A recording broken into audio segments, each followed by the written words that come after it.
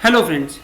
तो आज हम उन सभी कॉन्सेप्ट्स को कोड के अंदर इम्प्लीमेंट करने की कोशिश करेंगे जिन कॉन्सेप्ट्स को हमने अभी तक अपने लेक्चर्स के अंदर पढ़ चुके हैं। तो सब हमने पढ़ा था अभी तक सी का बेसिक सिंटैक्स, उसके बाद हमने पढ़ा था सी के अंदर आइडेंटिफायर, कीवर्ड्स और फिर वेरिएबल्स, उसके बाद हमने डेटा टाइप्स इन सी। तो ये जो सभी चीज़ें अभी तक हमने पढ़ी हैं इसको आप कोड के अंदर इम्प्लीमेंट करते हैं। तो सी के सिंटैक्स के अंदर हमने सबसे पहली चीज़ जो पढ़ी थी सिंटैक्स में जो होती है वो होती है हेडर फाइल्स। तो यहाँ भी हम उसी तरीके से जो हेडर फाइल पहले आती हैं तो हम हेडर फाइल को इंक्लूड करेंगे अपने कोड के अंदर। तो हेडर फाइल के अंदर हमने सबसे पहला हेडर फाइल जो हम कोड के अंदर लिख रहे हैं वो है studio.h। दूसरा जो हेडर फाइल है वो है include conio.h। ये बताता हूँ ये हेडर फाइल्स हैं क्या। देखिए हेडर फाइल्स एक कलेक्शन ऑफ डेटा है जिसके अंदर कुछ फंक्शंस की डेफिनेशंस स्टोर है, यानी कि जो हम फंक्शंस यूज़ करेंगे प्री डिफाइंड फंक्शन। अब ये फंक्शंस क्या होते हैं, प्री डिफाइंड फंक्शंस क्या होते हैं, अगर आपको ये वाली बातें नहीं समझ आ रही तो कोई परेशान होने वाली बात नहीं है। जब हम फंक्शंस को पढ़ेंगे तब आपको अच्छी तरीके से समझ में आ जाएगा। तो जो फंक्शंस होते हैं उनकी जो डेफिनेशन होती है, यानी कि उनका काम क्या है उन फंक्शंस का, उसका जो एक्सप्लेनेशन होता है वो इन हेडर फाइल्स के अंदर ही स्टोर होता है।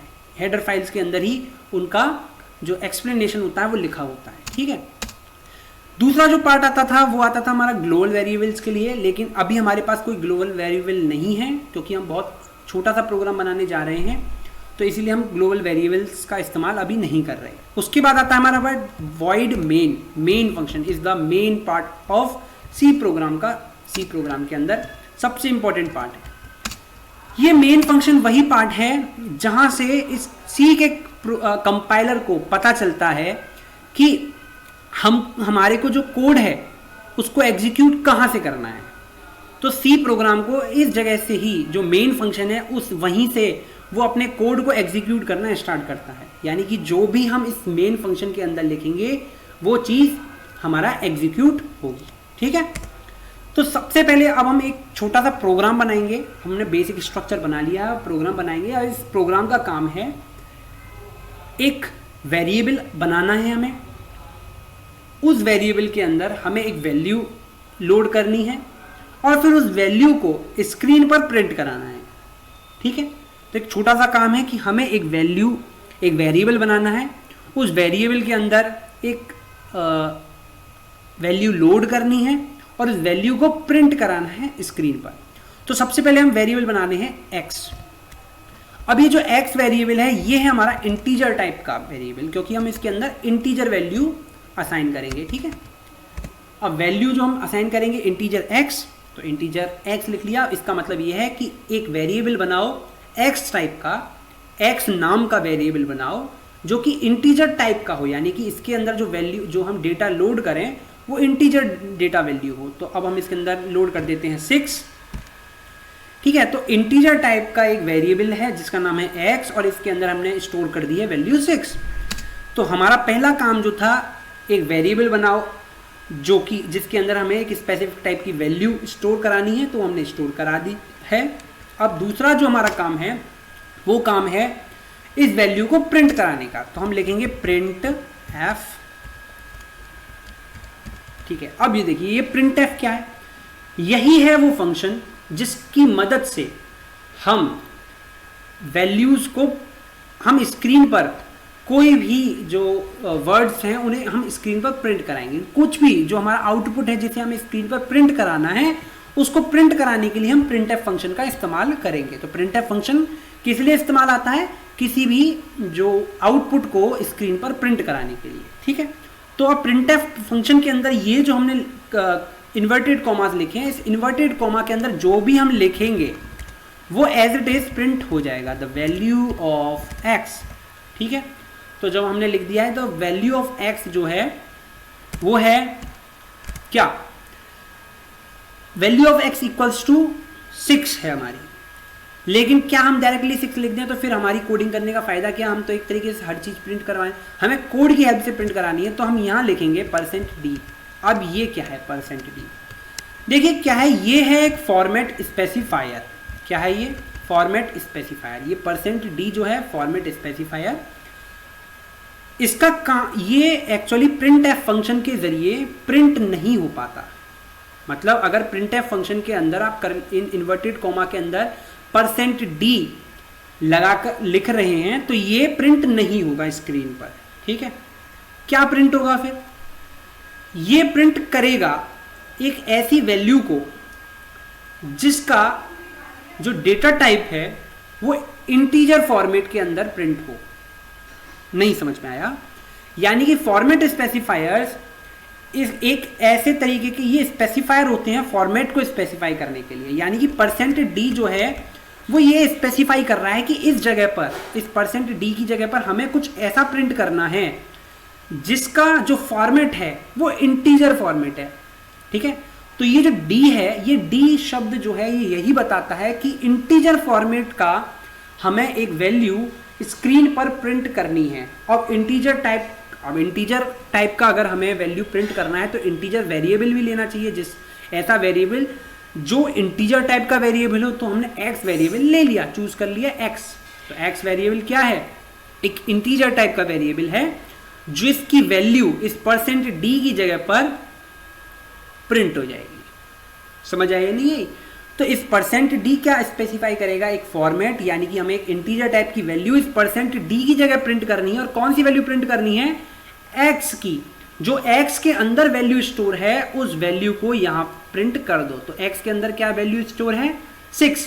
तो 6 यहां पर प्रिंट हो जाएगा। तो ये था फॉर्मेट स्पेसिफायर। मान लीजिए कि यदि ये इंट की जगह फ्लोट होता तो इंट की जगह अगर फ्लोटिंग टाइप डेटा टाइप होता तो यहां पर हम %d की जगह लगाते %f। ठीक है, पर लेकिन अभी हमारा इंटीजर है तो इंटीजर के लिए हम d लगाएंगे। तो ऐसे ही जो फॉर्मेट स्पेसिफायर्स होते हैं वो हर एक डेटा टाइप के लिए अलग अलग फॉर्मेट स्पेसिफायर होते हैं। अगर आपको फॉर्मेट स्पेसिफायर के बारे में जानना है कि किस डेटा टाइप के लिए कौन सा फॉर्मेट स्पेसिफायर है, तो आप गूगल पे सर्च कीजिए फॉर्मेट स्पेसिफायर इन C और आपको सभी डेटा टाइप्स के लिए फॉर्मेट स्पेसिफायर मिल जाएंगे। जैसे कि कैरेक्टर के लिए हम %c का इस्तेमाल करते हैं। ठीक है, स्ट्रिंग्स के लिए हम %s का इस्तेमाल करते हैं। तो ये सारी चीज़ें आपको फॉर्मेट स्पेसिफायर के अंदर पता चल जाएगी। अब हम लिखते हैं get.ch। ये क्या है मैं आपको बताऊंगा। ठीक है, get.ch। अब इस printf जो फंक्शन था इसकी जो डेफिनेशन था, यानी कि इसका जो काम था कि ये क्या काम करके देगा, उसके बारे में जो लिखा हुआ था वो था इस header file studio.h header file के अंदर। ठीक है, और get.ch भी एक फंक्शन है जिसका जो काम है वो है conio.h नाम की हेडर फाइल के अंदर।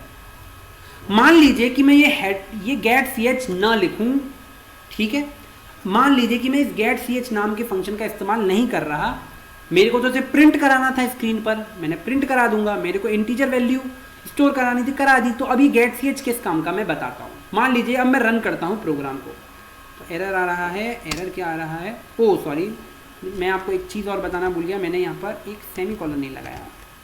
ठीक है, हाँ याद रखना, C प्रोग्राम के अंदर हर एक लाइन के बाद सेमीकोलन जरूर आएंगे। अगर सेमीकोलन नहीं लगाओगे तो आपका प्रोग्राम इस तरीके से एक एरर दे देगा। ठीक है, तो अब देखिए एरर क्लियर हो चुका है।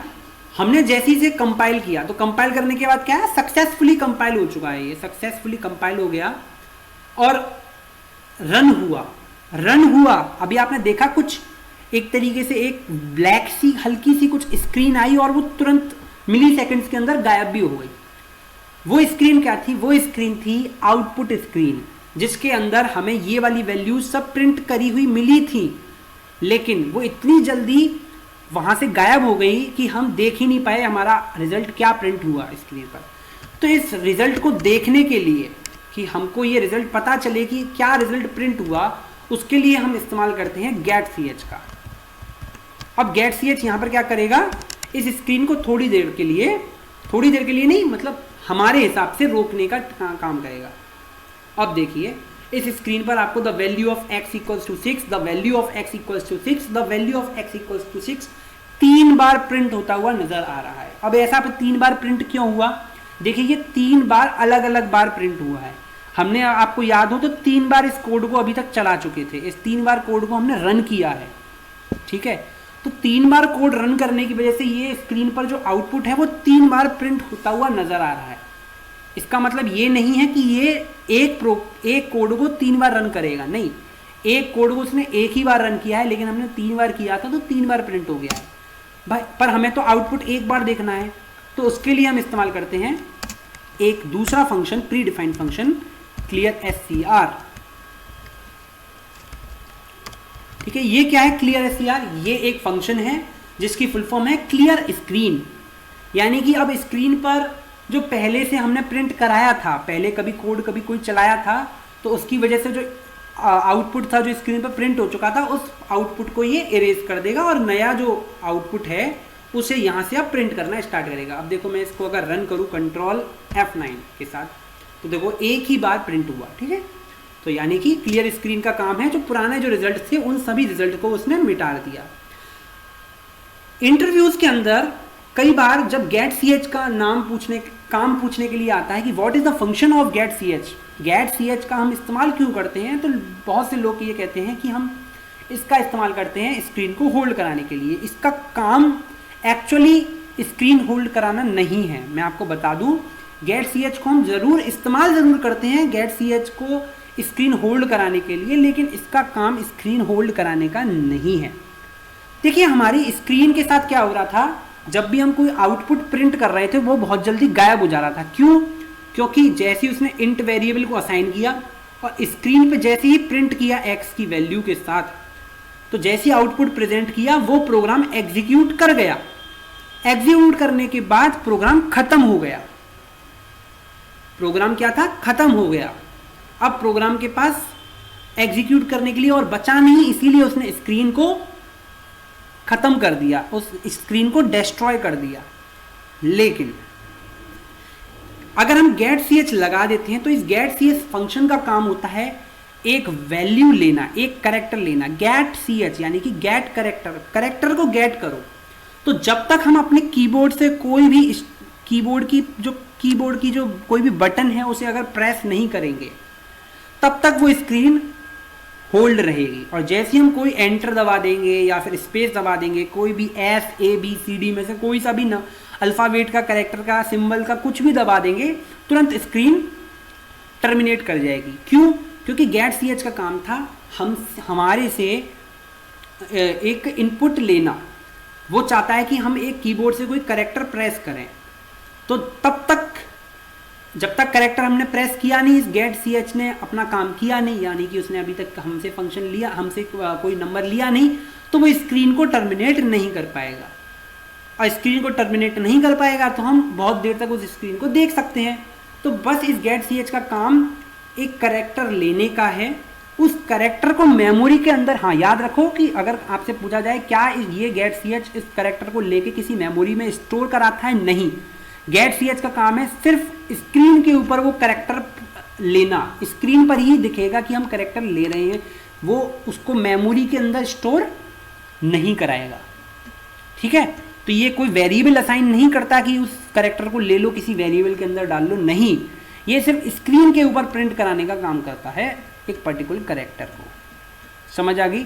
तो ये था हमारा एक छोटा सा फंक्शन कोड, जिसके अंदर हमने डेटा टाइप को समझा। इंटीजर डेटा टाइप के ज़रिए हमने एक वेरिएबल बनाया x, उस वेरिएबल के अंदर असाइन करी वैल्यू, उस वेरिएबल x को हमने आइडेंटिफायर की तरह इस्तेमाल भी किया और फिर हमने स्क्रीन पर प्रिंट भी करा। तो ये था हमारा एक छोटा सा कोड। आज की वीडियो में इतना ही। Thank you.